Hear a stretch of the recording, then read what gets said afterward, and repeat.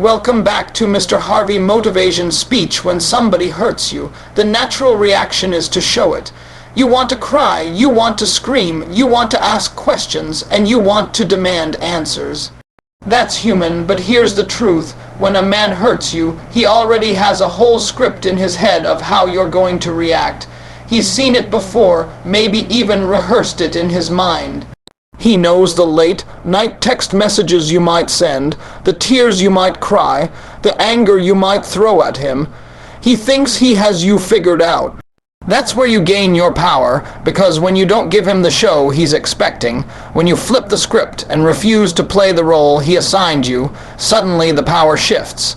He goes from being in control to being confused, and that confusion is where you win. See, most men live off reactions. They make a move and they sit back and watch how you respond. Your reaction feeds their ego, feeds their sense of importance. If you blow up, if you chase, if you cry, it tells him he still has access to your emotions. He still has you on the hook. But when you don't give him any of that, when you stay calm, collected, and unmoved, he has nothing to feed off. Silence and composure become the most powerful weapons you can use, because they force him to deal with himself instead of distracting himself with your reaction. You've got to understand, silence is not weakness. Silence is strategy. Composure is not pretending you're fine. It's showing him and yourself that you are in control of your world, no matter what he tried to do to it. The strength of a woman who doesn't flinch, who doesn't fall into the trap of predictable drama, is the kind of strength that shakes a man at his core. Because now he's not thinking, I hurt her and I know what's coming next. Now he's thinking, why isn't she chasing me? Why isn't she reacting? Did I even matter? Did I misjudge this whole situation? That's the flip. You take the spotlight off your pain and turn it onto his confusion. Flipping the script also protects your dignity. Every time you refuse to argue, you keep your crown straight.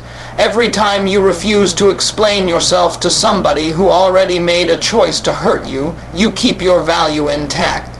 And that kind of composure doesn't just confuse him. It elevates you. It reminds you that your life doesn't begin and end with somebody else's approval or attention. You're not at the mercy of someone else's decisions. When you choose silence over screaming, when you choose peace over chaos, you're declaring that your worth is not up for debate. Now, flipping the script doesn't mean you suppress your feelings. You're human, you feel the hurt, but you process it in private, not in front of the one who caused it. You lean on your friends, your family, your faith, your journaling, your gym sessions, whatever it is that helps you heal. But you don't hand that power to the man who broke it. Because if you give him your tears, your begging, your outbursts, you've just handed him proof that he still has control. Instead, you give him the opposite of what he expected. You smile, you keep moving, you post your wins, you carry yourself like a woman who refuses to be defined by disappointment. That's not denial, that's discipline. And here's the secret, men are not wired to handle that. They know how to deal with anger. They know how to deal with tears. They can dismiss those things, they can brush them off. But what they cannot handle is indifference. They cannot handle you being unshaken, unbothered, and unavailable to their drama. That unsettles them. That makes them question everything. And when you flip the script, you force him to deal with the consequences of his actions without the distraction of your reaction. That is how you regain control of the story. Every time you choose silence and composure, you're rewriting the script he thought he had on you. You're teaching him and reminding yourself that you don't belong in a box he designed. You are not a character in his story, you are the author of your own. And when you flip the script, you set a tone he never saw coming. You make it clear that his actions do not dictate your reactions. That's real strength, that's real power, and that's how you turn hurt into fuel. When somebody wrongs you, the first instinct is often to clap back, to show them you're not weak, to get that last word in. But here's the thing, reacting with pettiness might feel good in the moment, but it doesn't elevate you, it lowers you. It puts you on the same level as the one who caused the hurt. Walking in peace and power means understanding that you don't have to fight fire with fire. You don't have to prove anything to anybody. Your calmness, your confidence, your glow, those things speak louder than any comeback you could ever throw at him. When a man hurts you, he expects drama, he expects conflict. He expects you to match his energy and throw back what he dished out. That's why walking in peace is so powerful, because it disrupts that expectation. Instead of showing him the storm, you show him the sunshine. Instead of showing him the chaos, you show him calm. That doesn't mean you ignore the pain. It means you choose a response that elevates you rather than drags you down. Peace is not weakness. Peace is control. When you carry yourself with grace, you're saying, I'm bigger than this moment, I'm stronger than this pain, and I refuse to let someone else dictate how I move. Power comes when you pair that peace with confidence. Confidence isn't loud, it doesn't need to be. True confidence is quiet, steady, undeniable. It's the way you walk into a room and own it without saying a word. It's the way you smile even when people expected you to fold. It's the way you keep building your life, your career, your dreams, without slowing down to address the negativity thrown at you. Confidence tells the world, I know who I am. I know what I deserve, and I won't step down from that for anyone. See, when you walk in peace and power, your glow speaks for itself. You don't have to announce your healing. You don't have to make a speech about how unbothered you are. People see it. They see it in the way you carry yourself, the way your energy fills the room, the way your smile is genuine even after the storm. That glow can't be fake. It comes from choosing yourself over drama, from refusing to engage in battles that don't build you, from keeping your focus on your growth and your future instead of someone who didn't value you. And here's what happens when you do that. The one who hurt you starts to notice. He sees that you didn't spiral, you didn't chase, you didn't crumble.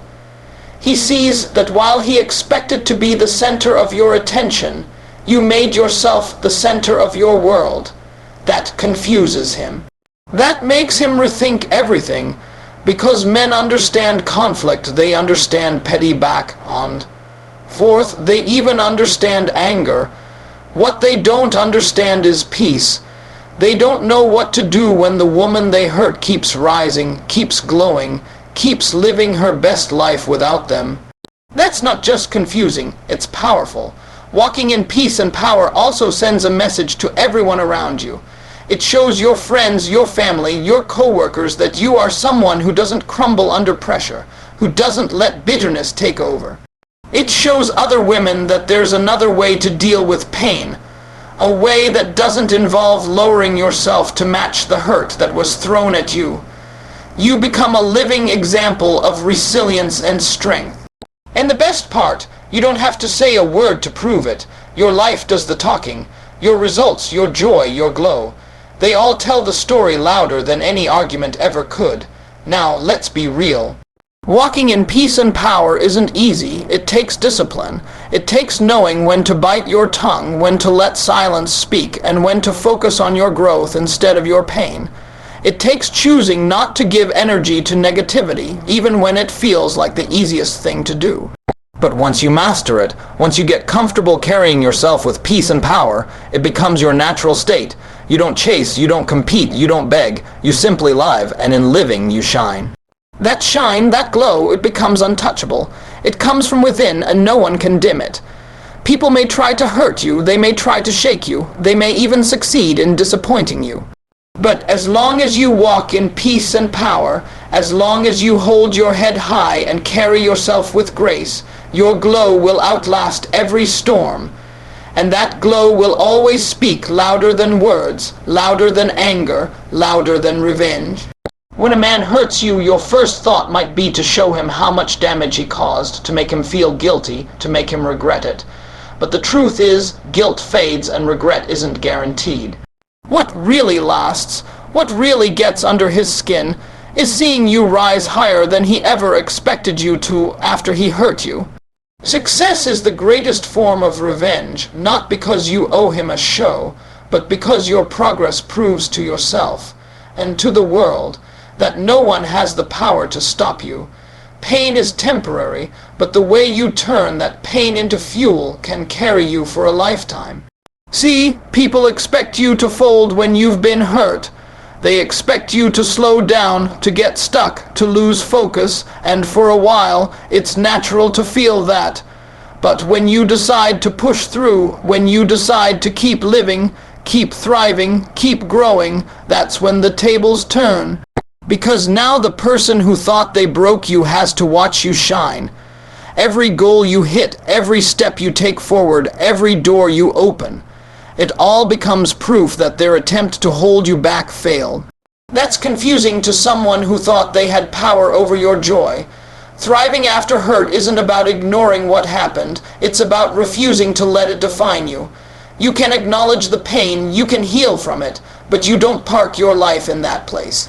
You take the lessons and you let them sharpen you. You take the hurt and you let it become a stepping stone. That's what makes your success so powerful. It's not built on pretending you weren't hurt. It's built on refusing to let hurt have the final word. When people see that, when he sees that, they realize your strength is deeper than they imagined. Your progress becomes the loudest statement you could ever make. Think about it, arguing, explaining, demanding closure, all of that still keeps the focus on him.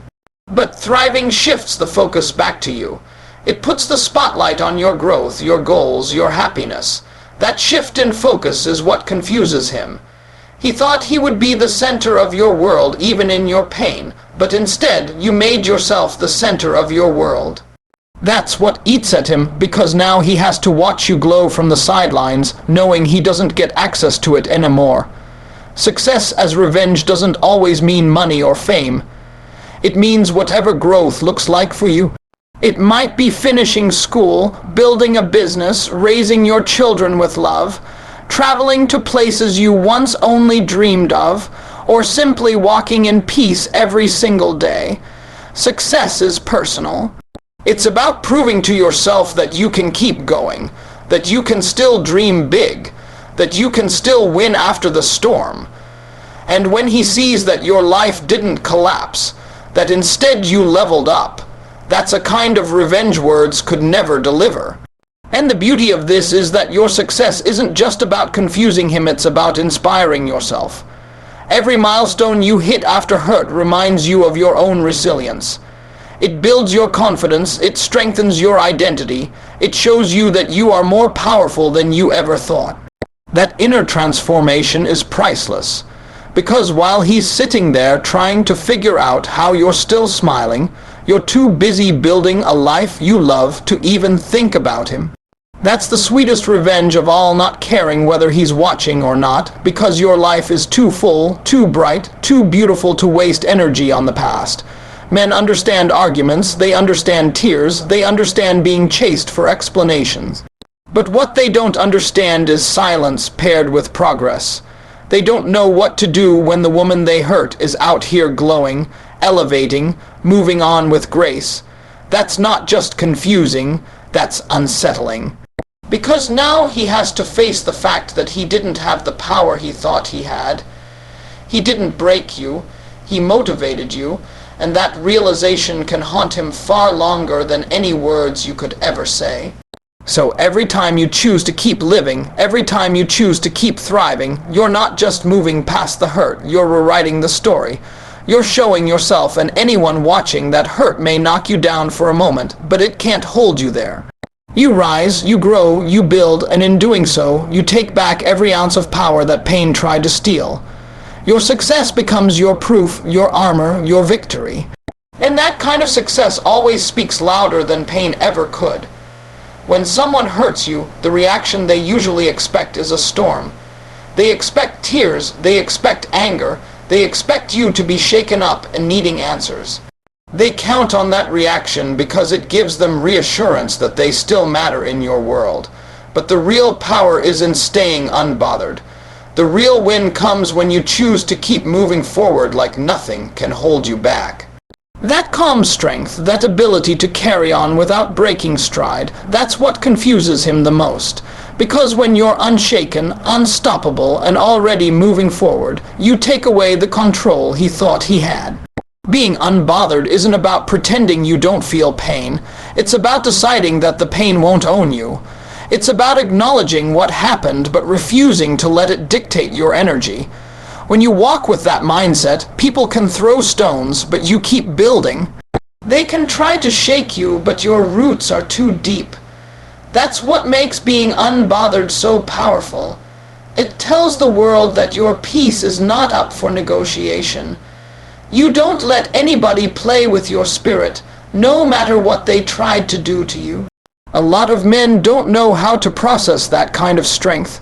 They understand anger, they understand drama, they even understand chasing, but what they can't process is indifference. They can't handle seeing a woman they thought they broke walking tall, smiling, glowing, and acting like he's nothing more than a chapter she already turned the page on. That's the kind of thing that keeps him up at night, not your pain but your peace. Because peace is what proves he didn't win. Being unstoppable means you don't pause your life because someone disappointed you. You don't put your dreams on hold waiting for an apology that may never come. You don't shrink yourself. You don't sit in the corner hoping they'll come back. You keep moving. You chase your goals. You enjoy your blessings. You create new opportunities. And every step you take forward without looking back confuses him more because in his mind he thought he left you stuck. But instead, you're out here elevating, leveling up, and leaving him behind in the rearview mirror. Unshaken doesn't mean unfeeling. You're not a robot. You hurt, you process, you heal. But you don't let that healing journey become a public performance for him to see. You handle it with grace, you take your time privately, and then you show up to the world unshaken. That composure is what makes him realize he underestimated you. He thought the hurt would define you, but instead it refined you. He thought it would weaken you, but instead it revealed your strength.